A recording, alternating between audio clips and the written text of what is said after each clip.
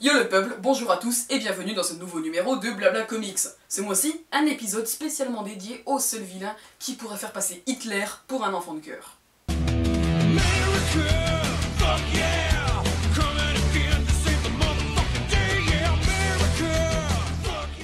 Ah le Joker, que serait Batman sans lui? Depuis des décennies, ce clown psychotique en puissance a fait trembler des générations de lecteurs, notamment à cause du mystère planant autour de lui.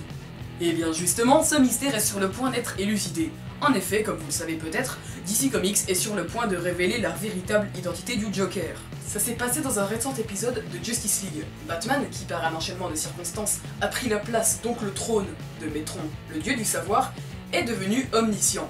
Le trône ayant la possibilité de répondre à n'importe quelle question, Batman, pour vérifier la véracité de ses propos, lui demande alors « Qui est l'assassin de ses parents ?» Le trône répond juste « Joe Chill ». Convaincu, Batman lui demande alors « Quel est le vrai nom du Joker ?» Et le numéro s'arrête ici, sur un énorme cliffhanger, lorsque Batman découvre la vérité. Je vais rentrer ici dans ma zone spoil. Si vous ne voulez pas connaître la presque réponse donnée dans le numéro 50 de Justice League, je vous invite à quitter la vidéo. C'est bon ? De toute façon, même si ça l'est pas, je continue. Dans Justice League numéro 50, on n'apprend pas le vrai nom du Joker. Par contre, on apprend que depuis le début, il y a 3 Jokers différents. Oui, 3 personnes différentes sont le Joker. Mais la question toujours en suspens, c'est quels sont leurs noms? Il existe de multiples théories sur internet pour répondre à cette question. J'ai donc réalisé une publication sur ma page Facebook, sur Skype, sur un forum ainsi que sur différents groupes Facebook pour savoir ce que vous en pensiez. Pour vous, qui sont les Jokers? Voici quelques-unes de vos réponses. Le Joker est Batman! Wow! What the fuck? En fait, après tant d'années que Batman combat le crime, il serait intelligent de la façon dont cela est intégré d'apprendre qu'en fait il possède 3 personnalités, qui forment les 3 Jokers. Alors ça c'est pas con! Il existe en effet plusieurs théories comme quoi le Joker ne serait en fait que le fruit de l'imagination de Batman. Théorie d'ailleurs soulevée dans le jeu Batman Arkham Knight. Et depuis qu'on sait qu'il existe 3 Jokers différents, on peut supposer que chacun d'entre eux représente une facette de la personnalité de Bruce Wayne. Un ancien militaire lambda qui un jour pète un plomb après avoir perdu au poker. Il tue tout le monde, toute sa famille, se rend compte de ce qu'il a fait et devient complètement fou et par conséquent le Joker. Ouais, pourquoi pas, c'est plausible comme scénario. Mais après je doute que les scénaristes aient eu exactement cette idée. Ce Joker là Heath Ledger? Oh si seulement, ce serait cool. J'avoue, il m'arrive de faire partie de ces 3 Jokers. Ah, ben je suis désolé pour toi. Jack Napier, un français. D'ailleurs, son personnage est tiré d'une pièce de théâtre ou un roman français. L'homme qui rit de Victor Hugo. Ce roman est tout de même un classique de la littérature française.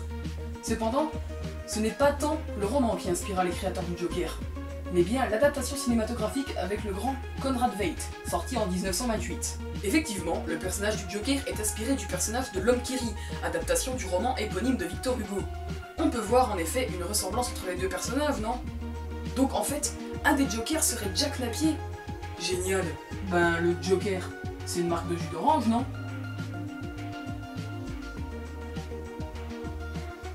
Le premier Joker était aussi vieux que Gotham, et existait déjà avant que Bruce ne soit Batman. Puis, quand Bruce a grandi et qu'il est devenu le justicier masqué, le premier Joker a eu quelques affrontements avec lui, puis est mort de vieillesse. Le second Joker était un fanatique du premier, qui a repris le rôle du prince du crime, puis a eu un enfant caché avec Harley, puis le père est mort, et le fils a repris le rôle de son père, sans que Batman s'en aperçoive. Voilà ma théorie. Putain, j'adore cette théorie, si seulement ça pouvait être ça! Donc en fait, un des Jokers serait le fils d'un autre. Ah, j'ai bien peur que dans la réalité ce soit pas ça. Pour moi, on ne connaîtra jamais la vraie identité du Joker, puisque les créateurs du personnage sont morts. T'as raison, on ne connaîtra jamais ce que les créateurs du Joker auraient voulu qu'il soit. Mais du coup, si on va par là, les aventures que les scénaristes actuels font vivre au Joker ne sont pas non plus celles que les créateurs auraient voulu qu'il vive. Et c'est valable pour tous les autres super-héros dont les créateurs sont morts. En théorie, il s'appelle Jack Napier. Il était le premier à avoir porté le célèbre capuchon rouge. Suite à une course-poursuite avec le Batman, il tombe dans une cuve d'acide.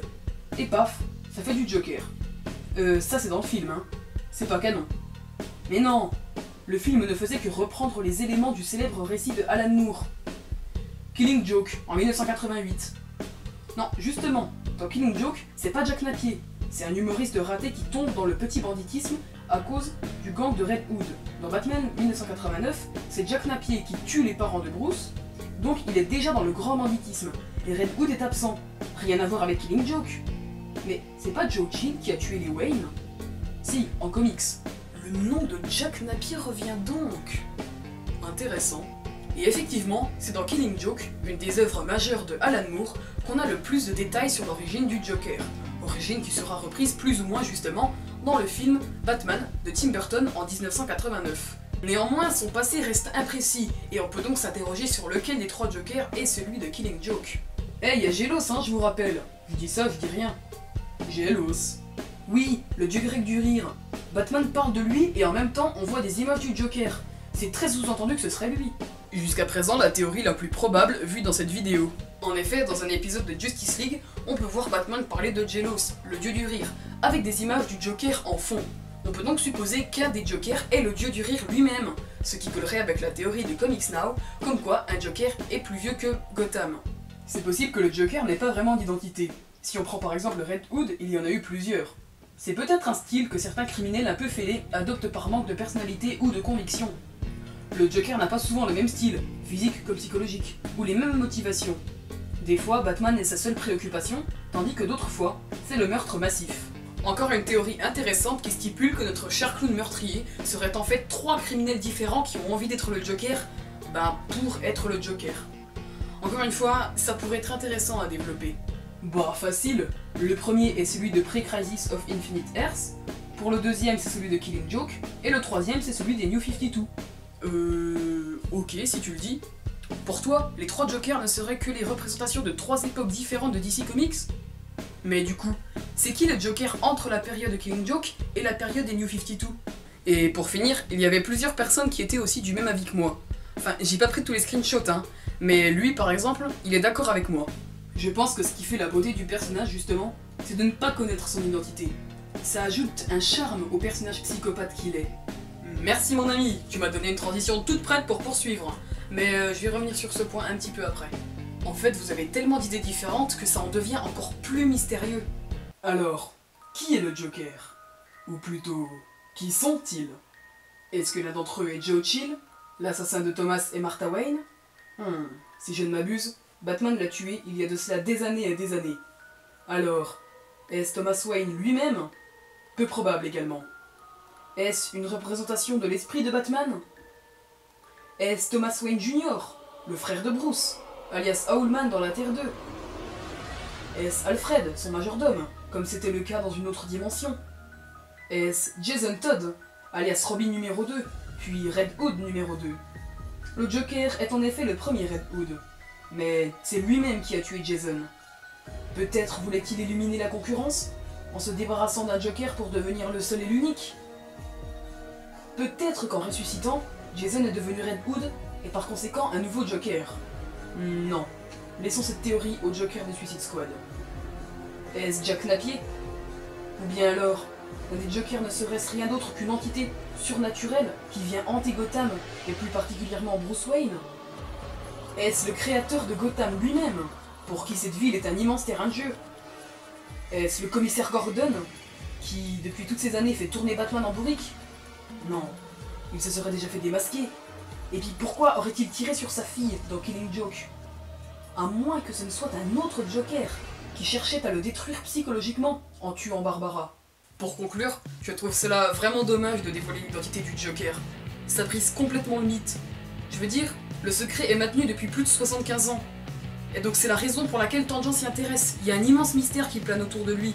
On sait vraiment pas qui il est, c'est pour ça que les gens s'intéressent à lui. Enfin, je veux dire, une fois qu'on va le savoir, pendant quelques temps, on va tous se dire « Ah ouais, en fait, depuis le début, c'était ça, oh là là !»